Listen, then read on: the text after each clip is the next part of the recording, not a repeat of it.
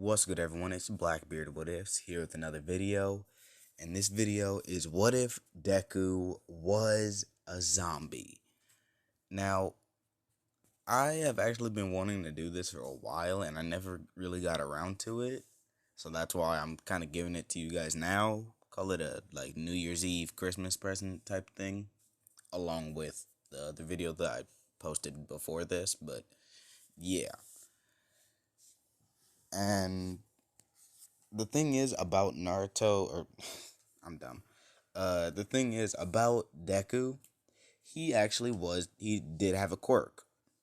And his quirk is actually kind of why he is who he or what he is now. Because Deku's quirk is basically, the best way to put it is he's Kakuzu from Naruto.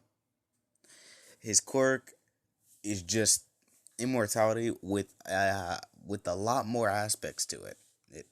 That I can't really think of a good name for his quirk, but yeah, it's basically all of Kakuzu's abilities.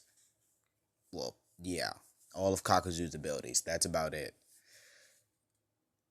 I can't think of an idea for what to name his quirk. So if you guys could give me an idea, that would be greatly appreciated. I would love you guys so much if you could help me with this. But with that out of the way, I guess we should get into the video. Oh, and one quick thing. The ship, Izujiro, personally a favorite of mine. So yeah, that's gonna be the relationship for this what if. Because, hey, I like me some good Jiro. And if y'all don't, hey, square up. Because, hey, I'll fight y'all. Hey, pull up. That was a joke, guys. Please don't actually try to fight me. I'm not in the mood for none of that. Please don't do this. But with that out of the way, well, let's get into the video. So where we start is with Deku as he opens his eyes and he just kind of looks around. He's just kind of looking around as he realizes that he's kind of on the ground. So Deku would stand or sit up and he would look around as he would realize that he feels a little bit light, if you would. And he looks and he's nicely missing an arm. Yeah, he's missing an arm, and for the most part, Deku looks kind of beat up. Because, he's missing the arm, one of his eyes are gone, one of his legs are gone, and the whole side of his chest is, open for the whole world to see, basically. So, not Naruto, I need to get my stuff straight. So, Deku, he would kind of hop around on one foot and one arm, trying to just look around, trying to assess the scenery as, he sees all these zombies just kind of walking around mindlessly attacking people and everything. As, Deku, he tries to reach out, he's just kind of hopping around against a wall and everything, trying to move his way and everything. And he sees a zombie and he tries to reach out to the zombie, but the moment he opens his hand and arm out, immediately a whole just fuck ton of tendrils, just metallic wire like tendrils, come from Deku's arm and they just pierce through the zombie. Every part of the zombie just gets pierced as Deku goes to move his arm back and he ends up pulling the zombie towards him, which causes the zombie to knock into Deku and they both fall over. So, now Deku's on the ground and, he looks at the zombie and he realizes the zombie's dead. But then again, Deku looks at his arm. He looks at his missing leg and his missing arm. He looks at the zombie. The zombie has a pretty similar body structure to Deku. So Deku would kind of somewhat shimmy, kind of drag the zombie into an alleyway where it would kind of rip off its limbs and attach it to himself. Deku would attach it and he would stitch those limbs together. As you can see in the image where Deku has a stitch mark where the arm kind of connects. Yeah, that's kind of where his arm connects. And Deku overall just kind of uses the zombie for parts. Like he just rips it apart, uses that zombie as new parts. So now Deku has a new leg, new arm. The whole side of his chest has been patched up, and he has a brand new eye. So Deku, he gets up and everything, and he's walking around. And Deku's, he's just trying to look around for stuff, because he sees all these people being eaten, and he's just not really a fan of it. He doesn't really like it a whole lot. He's like, okay, this is kind of nasty. I'm not gonna lie, but of course he's thinking that outside or inside because he can't really speak that well. So Deku is just kind of walking around and everything when he makes it to this music store, and he sees that the music store looks relatively open, per se. As Deku trying to find some good music, he walks in, looks around, finds like a little iPod or whatever, MP3 player, whatever. I don't know, something where you can listen to music on. As Deku, he finds one of those, finds some headphones, and now Deku's just rocking to some music while looking around in this place. And of course, Deku, he's just not really paying attention. When all of a when all of a sudden something bumps the back of his head. So Deku, he would turn around to see the barrel of a gun straight towards his head. So he immediately just puts his arms up as this purple-haired girl just looks at him and she's like, "You make a single move, I'm going to shoot you." And Deku, he doesn't move. He just kind of nods his head. He nods his head saying, "Okay." And he just backs up. He just backs away and just gets back she as this girl would look at Deku and she's like, "Okay, why are you not attacking me?" As Deku just kind of looks at her confused, like, "The hell you mean?" As she's like, "Don't you see the people eating or being eaten by zombies outside?" As Deku would kind of look outside, assess the situation, look at himself, once again assess the situation, and then he just kind of sits there and he thinks, and finally it clicks to him in his head. He's like, "Shit, I'm a zombie. God damn it. This was not how I was trying to go." So, of course, Deku is kind of a tad bit pissed about that. But overall, Deku stands up. He pulled, he looks around for something, finds like a little notepad or whatever. I don't know. Finds a little notepad and writes down. He's like, "You can just call me Deku. I'm not going to kill you. As you can see, if I wanted to, I would have already attacked you." And she's like, "Yeah, sure, whatever. Alright. Hopefully I can trust you." As basically Deku's like, "Alright, follow me." As she immediately points the gun back at him, and she's like, "No, you're gonna follow me." As Deku's like, "Alright, whatever." And he follows her, and they're just walking and everything, just kind of making their way, just walking, strolling along. As Deku doesn't actually remember a whole lot about his past. He just remembers that name. He just remembers his name, and yeah, that's about it. He doesn't even remember what his powers are or anything. So, yeah. He's basically just stupid now. Like, he just can't remember a damn thing for the life of him.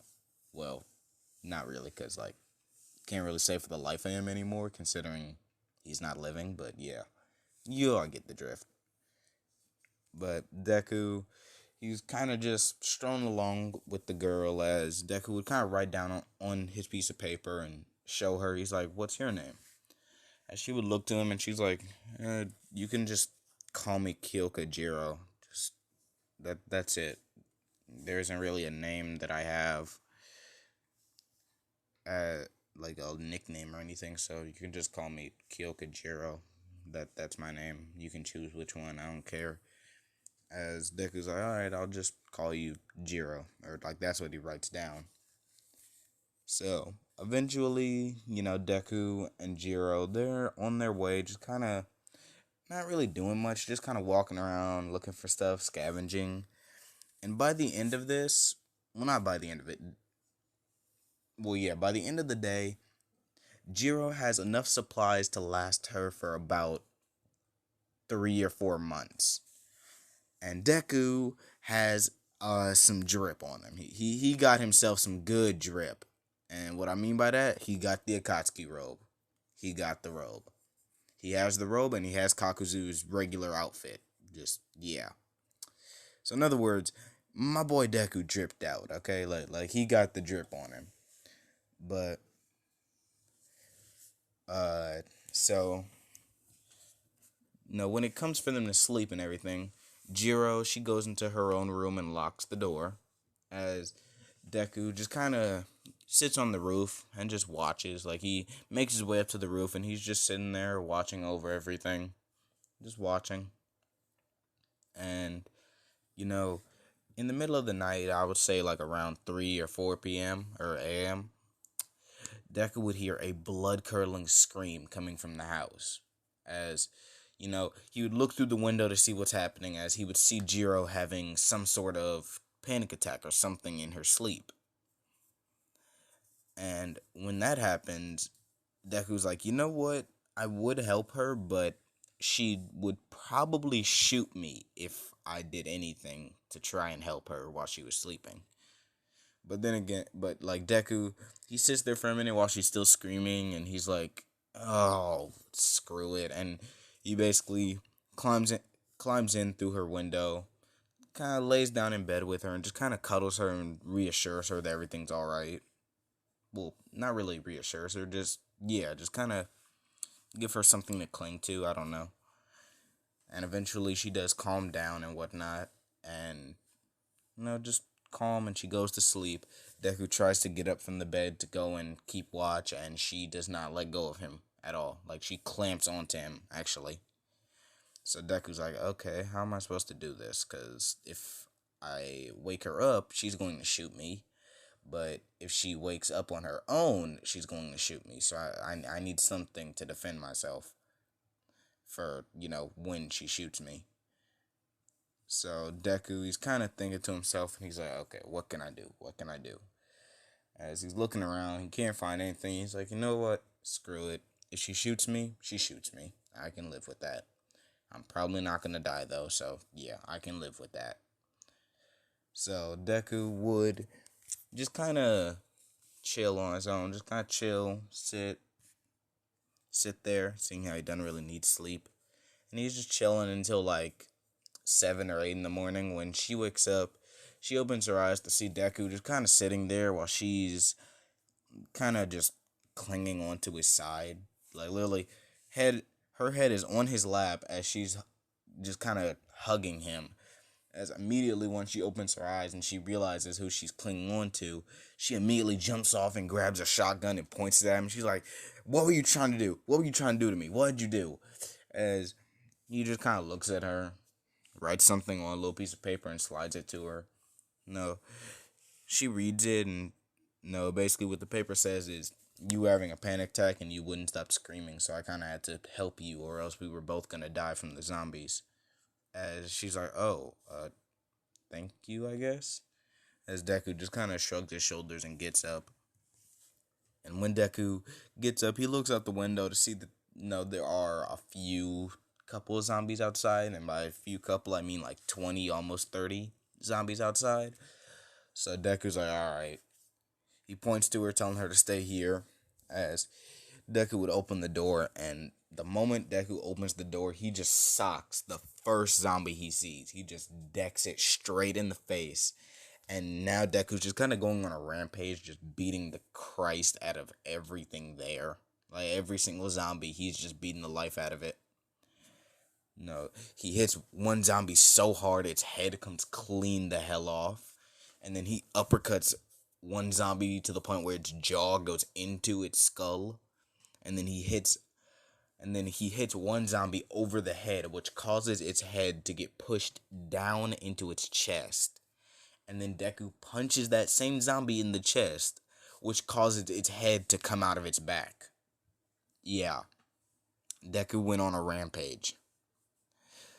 And literally one thing Deku did, he caused a whole bunch of wires to come out of his arms, and he attached those wires to different zombies as he swung his arm around, and he's just twirling his arm, and while he's twirling his arm, he's just like gathering as many zombies as he can, and then he just flings them into the sky and then sends out as many of those little wires as he can and brings them all back down. Like, he just pulls them back down, causing a huge splat, like very wet splat, very nasty. As no, just none but blood everywhere. As no, those tendrils go right back to Deku, and he's like, as he just kind of cracks his neck and he walks back inside.